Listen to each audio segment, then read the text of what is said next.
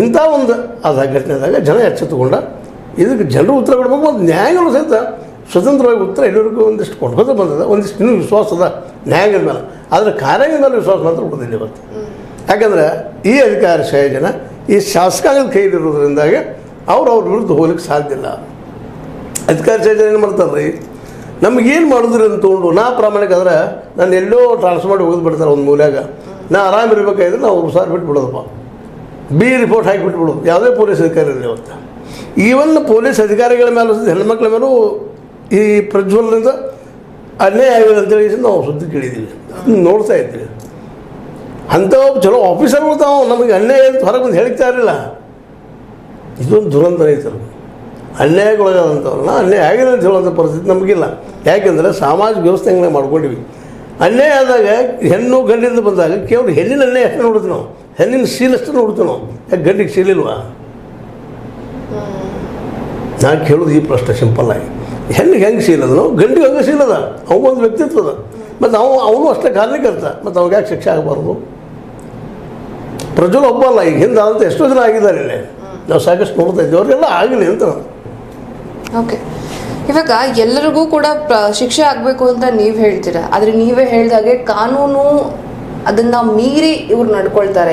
ಏನೇ ಒಂದು ಬಿಹೇವಿಯರ್ ತೋರಿಸ್ಬೇಕಾದ್ರೆ ಅದನ್ನು ಅದ್ರ ಭಯ ಇಲ್ಲದೇ ಇವ್ರು ಮಾಡಿರ್ತಾರೆ ಖಂಡಿತ. ಜೊತೆಗೆ ಆ ಕಾನೂನು ಅಂತ ಏನು ಪಾಲನೆ ಮಾಡೋರು ಇರ್ತಾರೆ ಅವ್ರೂ ಕೂಡ, ಆ ಶಿಕ್ಷೆ ಕೊಡೋರ್ನು ಕೂಡ ತಮ್ಮತ್ತ ಸೆಳ್ಕೊಂಡಿರ್ತಾರೆ. ದುಡ್ಡಿನ ಆಮಿಷದಿಂದಾನು ಅಥವಾ ಬೇರೆ ಬೇರೆ ಬ್ಲಾಕ್ ಮೇಲ್ ಮಾಡೋ ಮೂಲಕನೂ ಆಗಿರಬಹುದು. ಒಬ್ಬ ಸಿನ್ಸಿಯರ್ ಇದ್ದಾನೆ ಒಬ್ಬ ಅಧಿಕಾರಿ ಅಂತ ಅಂದ್ರೆ ಲಾಸ್ಟ್ ಉಳಿಯುವಂತಹ ಅಸ್ತ್ರ ಅವ್ರ ಕಡೆ ಅಂದ್ರೆ ಬ್ಲಾಕ್ ಮೇಲಿಂಗ್ ಮಾಡೋದು. ನೀವ್ ಹೇಳ್ದಂಗೆ ಹೆಣ್ಣು ಮಕ್ಕಳು ಇದ್ದಾರೆ ಅಂತ ಹೇಳಿ ಅವರು ಪಾಪ ಮನ್ಸು ಇಲ್ಲದೆ ಹೋದ್ರು ಕೂಡ ಅವ್ರ ಜೊತೆ ಶಾಮೀಲ್ ಆಗ್ಬೇಕಾಗತ್ತೆ. ಶಾಮೀಲ್ ಆಗೋದು ಇನ್ ದ ಸೆನ್ಸ್ ಗೊತ್ತಿದ್ರು ಕೂಡ ಸುಮ್ಮನಾಗ್ಬಿಡ್ಬೇಕಾಗತ್ತೆ, ಏನು ಹೇಳಕ್ ಆಗಲ್ಲ. ಸೊ ಇಂಥ ಪರಿಸ್ಥಿತಿಲಿ ಹೇಗೆ ಅವ್ರಿಗೆ ಶಿಕ್ಷೆ ಕೊಡಕ್ ಸಾಧ್ಯ ಸರ್? ನೀವು ಹೇಳೋದು ಸತ್ಯ ಅಮ್ಮ, ಅದನ್ನು ನಾನು ಹೇಳಿದ್ನಲ್ಲ. ಈಗ ಶಿಕ್ಷೆ ಕೊಡಬೇಕಾದವ್ರಿಗೆ ಅಧಿಕಾರದವ್ರಿಗೆ ಆದರೂ ಕೊಡೋದಿಲ್ಲ. ಯಾಕಂದ್ರೆ ಅವ್ರು ನಾಳೆ ನಮ್ಮ ಭವಿಷ್ಯದ ಬಗ್ಗೆ ನೋಡ್ತಾರೆ. ಆಗಿರೋ ಹಾಗೆ ಒಂದೇ ಇಲ್ಲ. ಯಾಕೆಂದರೆ ಯಾವ ದೇವರು ಬಂದು ಮತ್ತೆ ಬಂದು ಇಲ್ಲಿ ಉಳಿಸೋಕ್ಕೆ ಸಾಧ್ಯ ಇಲ್ಲ. ಯಾಕಂದ್ರೆ ಸಾವೊಂದು ಯಾರೂ ಬಿಟ್ಟಿಲ್ಲ. ಆಮದ್ದು ಬೇರೆ ಇಲ್ಲಿ ಉಳಿಸ್ಬೇಕಾದವರು ನಮಗೆ ನಾವು ಉಳಿಸ್ಕೋಬೇಕು. ಇಲ್ಲಿ ಜನನೇ ಎಚ್ಚೆತ್ತುಕೊಳ್ಬೇಕು. ಒಬ್ಬ ಹೆಣ್ಣು ಮಗಳಿಗೆ ಅನ್ಯಾಯ ಆಯ್ತಪ್ಪ ಅಂದ್ರೆ ಇಡೀ ಹೆಣ್ಣು ಕುಲನ ಎದ್ದು ನಿಲ್ಲಬೇಕಿಲ್ಲ. ಹೌದಪ್ಪ, ಇದು ಅನ್ಯಾಯ ಆಗಿದೆ, ಇದು ನಾವು ಪ್ರತಿಭಟಿಸಬೇಕು, ಇದು ತಪ್ಪದ. ಅವ್ರನ್ನ ಯಾವ ಮೂಲಕಪ್ಪ ಈಗ ನೋಡ್ರಿ, ಕಿಸಾನರು 1 ವರ್ಷ ಕುಳಿತುಕೊಂಡ್ರೆ ಉಪವಾಸ ಏನೋ ವನವಾಸ ಮಾಡಿದರು. ಮಳೆಗೆ ಬಂದು ಏನಾಯಿತು, 3 ಕಾಲೇ ಕಾನೂನು ಅಷ್ಟೇ ಅಂತ ತಗೊಂಡ್ಬಿಟ್ರು. ಇವತ್ತು ಸಹಿತ ಒಂದು ಸ್ವಾರಿ ಅನ್ನೋಂಥ ಒಂದು ಮಾತು ನಮ್ಮ ಮೋದಿಜಿ ಅವರಿಂದ ಬರಲಿಲ್ಲ. ಅಂದಾಗ ಏನು ಮಾಡಬೇಕಪ್ಪ? ಈಗ ಯಾವ ಕೋರ್ಟಿನಲ್ಲೂ ಸ್ಟ್ಯಾಂಡ್ ಆಗಲಿಲ್ಲ, ಎಲ್ಲೂ ಆಗಲಿಲ್ಲ, ವಿರೋಧ ಪಕ್ಷವೂ ಸ್ಟ್ಯಾಂಡ್ ಆಗಲಿಲ್ಲ. ಈಗ ಇರೋದು ಒಂದು ಏನಪ್ಪ ಅಂದರೆ ಈ ಇಲೆಕ್ಷನ್ದಲ್ಲಿ ತಮ್ಮ ಅಭಿಪ್ರಾಯವನ್ನು ಈ ರೈತರು ತೋರಿಸ್ಬೇಕಾಗ್ತದೆ.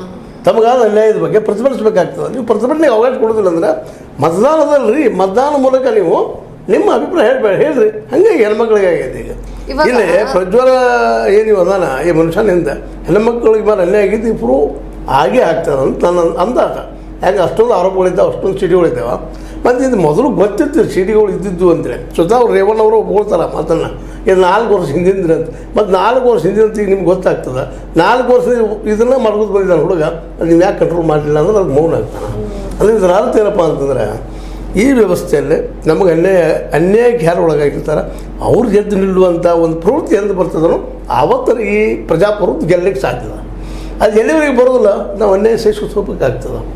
ಅವ್ರ ಪರವಾಗಿ ಯಾರು ನಿಲ್ಲಕ್ಕೆ ಹೋಗುವುದಿಲ್ಲ ಅಂದರೂ ಅಡ್ಡಿ ಇಲ್ಲ. ಯಾಕೆಂದರೆ ಕಾರ್ಯಾಂಗ ಸದಾ ಹೋಗುವುದಿಲ್ಲ. ಇನ್ನು ಜನಸಾಮಾನ್ಯರಂತೆ ತಮ್ಮ ಬದುಕಿರ್ತದೆ, ತಮ್ಮ ಮಕ್ಕಳು ಇರ್ತಾವೆ, ಎಲ್ಲಿ ಬಿಡಪ್ಪ ನಮ್ಗೆ ಏನು ಮಾಡೋದು ಅನ್ನೋಂಥದ್ದು ಆಗ್ತದೆ. ಈಗ ಹೆಂಗಾಗ್ಯದಪ್ಪ ಅಂತಂದರೆ ಬಾಜು ಮನೆಗೆ ಬೆಂಕಿ ಎತ್ತಿದ ಇನ್ನೂ ನಮ್ಮ ಮನೆಗೆ ಬಂದಿಲ್ಲ ಬಿಡ್ರಿ ಅನ್ನೋದು ಅವ್ರು ಮನೋಚಿತವರಾಗಿದ್ದೀವಿ. ಅದರಿಂದ ನಮ್ಮ ಮನೆಗೆ ಬರುವಂಥದ್ದು ಆಗ್ತದೆ ರೀ. ಓಕೆ, ಇವಾಗ ನೀವು ಹೇಳಿದ್ರಿ